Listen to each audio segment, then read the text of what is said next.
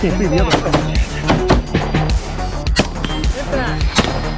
Impact. Impact. Impact. Impact. Load. Impact. Clear. Impact.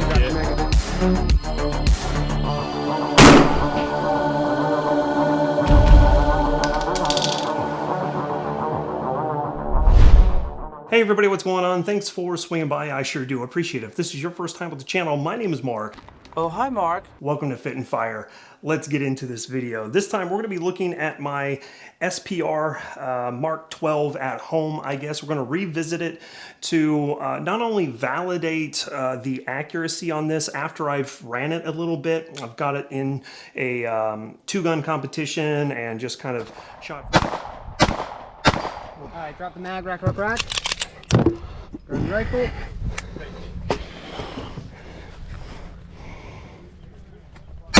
Impact. Shit, where'd it go? Impact. Impact. Impact. Impact. Shit, Mark. All right, 45, 69. Go ahead 4, and 5, drop that 6, mag. I think that's a stage win. Yep. Yep. Shot for accuracy prior to that, but now I have the Trigger Cam 2.1 on here to not only kind of show you what I'm seeing as I'm shooting this, but also validate the accuracy and kind of check out the new trigger that I have in here as well. Previously, I've had a ballistic engineering trigger, and naturally, as content creators do, I went ahead and swapped out to the new Rise Armament Iconic trigger, which says that it's a two-stage trigger, but we'll talk about that here in a second because it's not really, but it's actually kind of interesting. And I also have a discount code for these. I'll talk about that here in just a second. But essentially what I've got going on is the Daniel Defense Mark 12 upper with a Colt AR-15A4 lower, a Swamp Fox Kentucky long 2 to 12. I think that's right. Yeah, 2 to 12. I get all my optics mixed up. As mentioned, I have the Trigger Cam 2.1 on here to kind of help show you guys what I'm seeing as well. Got a red dot on the 45-degree mount over here, and yeah, I just wanted to validate the accuracy at 100 yards, take it out to 200, 300, and 450, and let you guys see what's going on with it. Now, I have 3 different types of ammunition that I'm going to test. Got the Frontier 75 grain boat tail hollow point. I've got Hornady 223 black, which is the boat tail hollow point bullets as well. And then I've got some AAC 77 grain OTMs. Now, I know a lot of people are not a fan of AAC, and I've had a couple of issues running it in my M90, but it's what I have to use, so I'm just going to go ahead and shoot it up and use it and see what that translates to this. Now let's talk about the trigger real quick.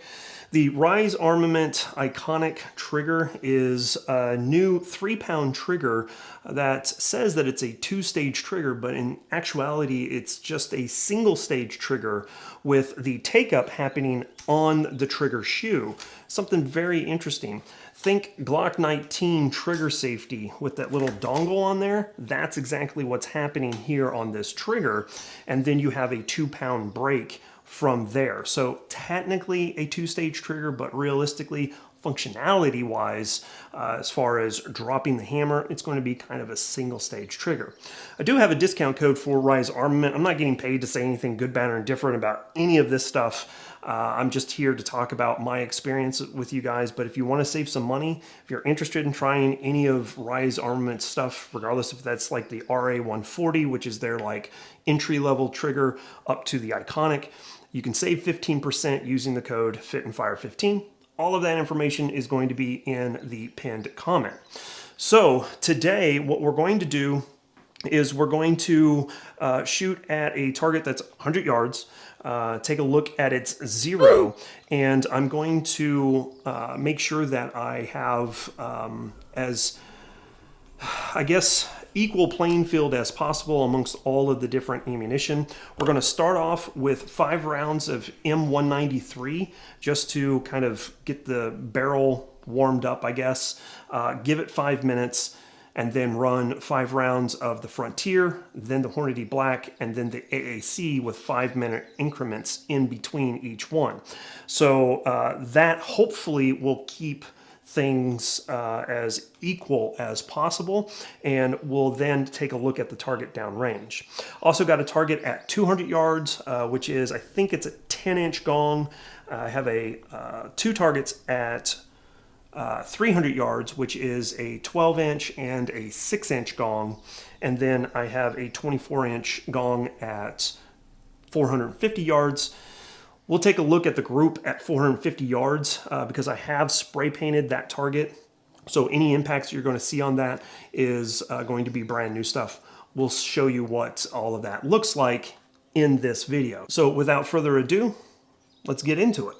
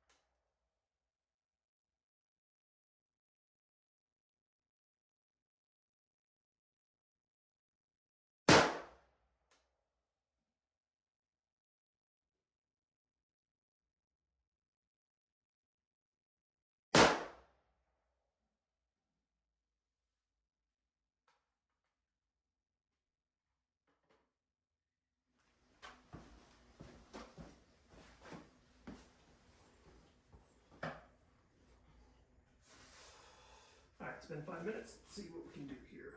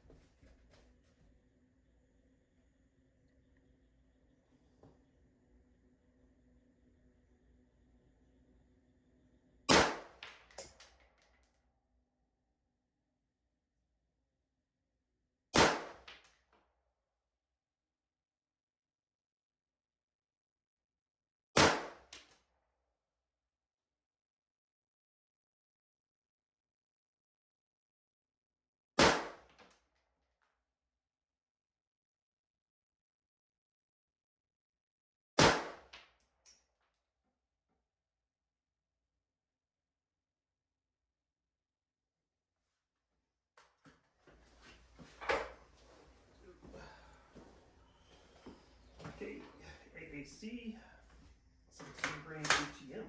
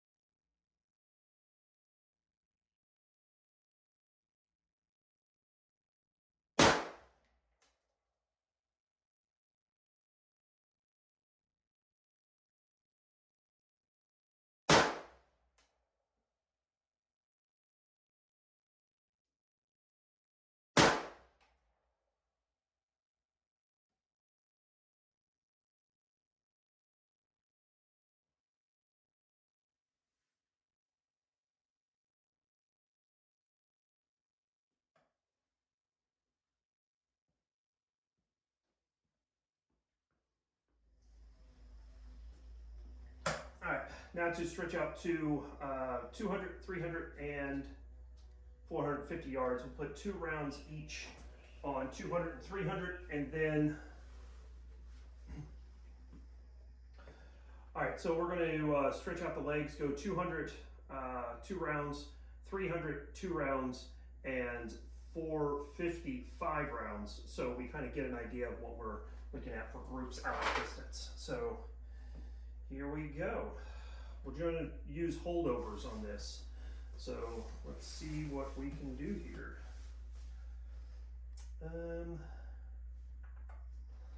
Let's see. Move this.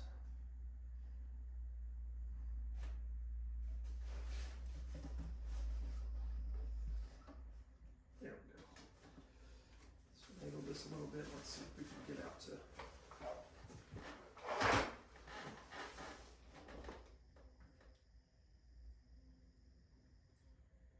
Yeah. Easy enough. Okay. All right, 200.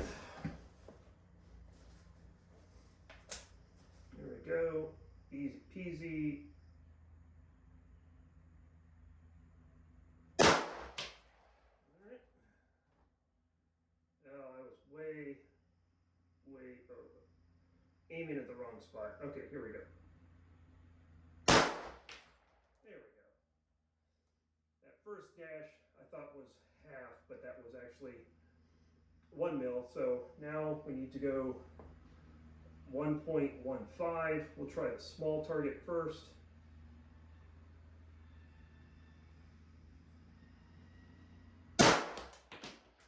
Easy peasy. Large target. Easy peasy. Let's do 450 now, 5 rounds, 450. We're going to hold 2.5 mils. Like it was just under.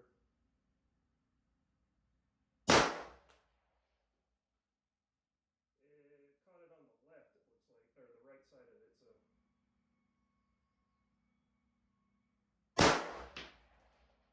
There we go, a little under. There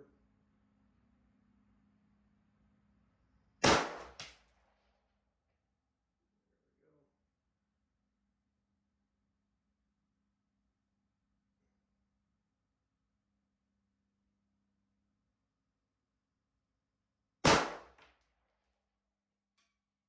Shooting real low on that. Caught it though.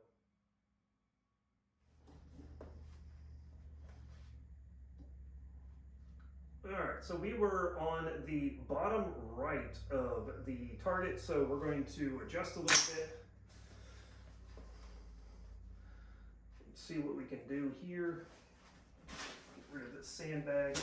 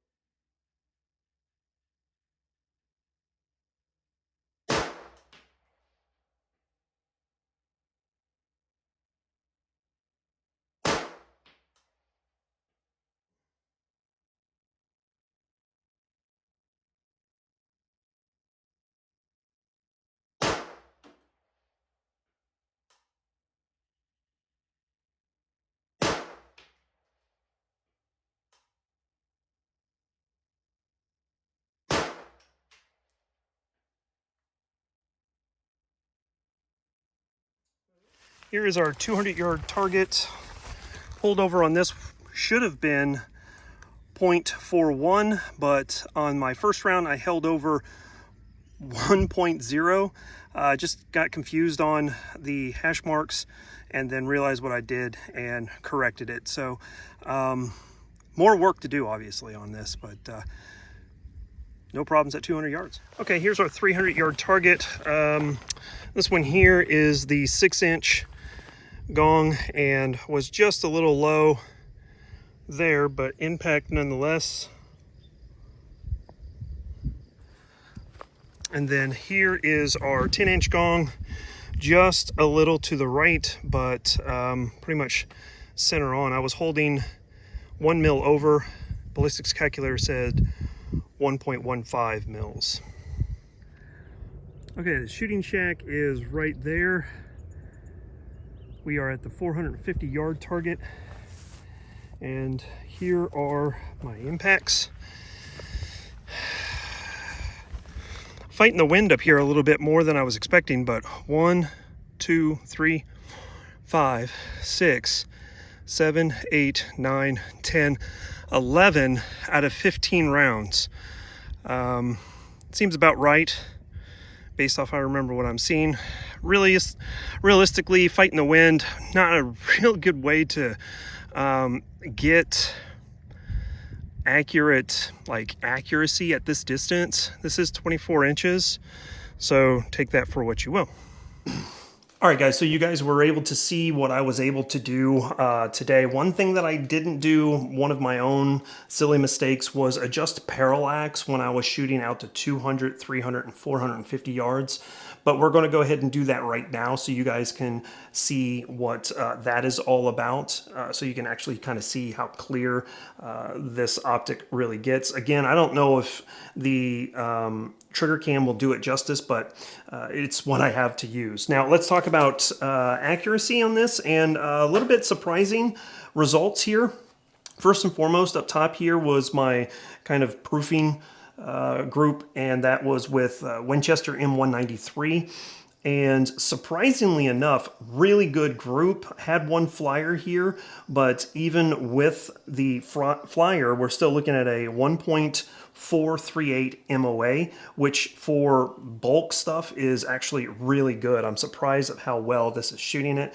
Exactly what I saw with the first time that I used this, but still good to see that it was pretty consistent. Now, if I took that flyer away, we're talking 0.606 MOA. That is crazy accurate for just standard Winchester M193. Moving down here, I've got 8 rounds here. 3 rounds, 1, 2, 3 was my second group that I did to adjust, and I did that off camera. So the first 5 is 1, 2, 3, 4, 5. These 5 down here, and that is exactly 1.0 MOA, which is exactly what I need this rifle to do. So I'm pleased with that grouping there. Could it be better? Yes. Is it probably me? Maybe, but no excuses. It is what it is. So 1 MOA there. Moving on over to the Hornady Black 223 boat tail hollow point, and kind of surprised at this group. It's a little larger than I was expecting. The practical accuracy that I've had in competition, because I used the Hornady Black in competition when I took this out for a 2-gun, was just fine. First round impact at 300 yards, so I'm surprised to see this group as large as it is, but we are looking at a 1.87 MOA group, so there's that. Moving on over to the final group, that is the AAC 77 grain OTMs, and actually kind of surprised at how good that group looks. I was expecting more of this out of the AAC, but that looks pretty good. 1.036, so pretty consistent with the Hornady 75 grain stuff. So like I said, I've got it, might as well use it. We'll see what is all about. Now, the 3 rounds that I did right here was off camera after I did all of this, and I just up 0.3 mils, so I was more on the bullseye, so I could shoot better out.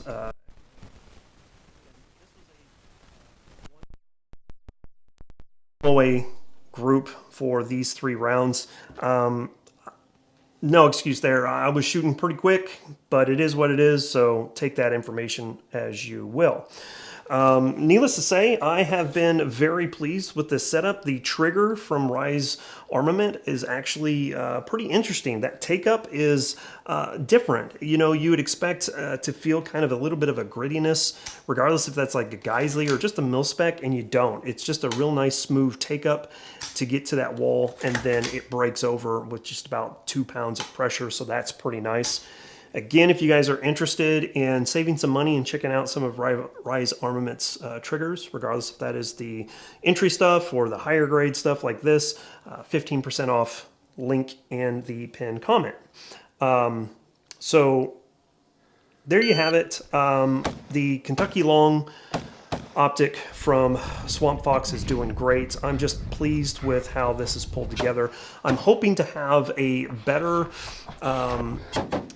reloading setup later on this year, so I could look into finding a combination of bullet weight and load setup for this to be a little bit more accurate than what it is, and then maybe take it out to like a gas gun precision match or something like that. I'd be very interested in doing that. So needless to say, it is exactly what I needed to do for heading out longer ranges, coyote hunting, whatever, and I'm satisfied with it. But let me know what you guys think. Sound off in the comment section down below. Love to hear what you have to say about this and whether or not it'd be something that you would consider. Let me know. With all that being said, we're going to go ahead and get out of here. Tons of links in the pinned comment. Go check out the podcast, the Live, Laugh, Larp podcast. We just dropped a new episode today, so if you guys are interested, check that out, and we will catch you guys next time.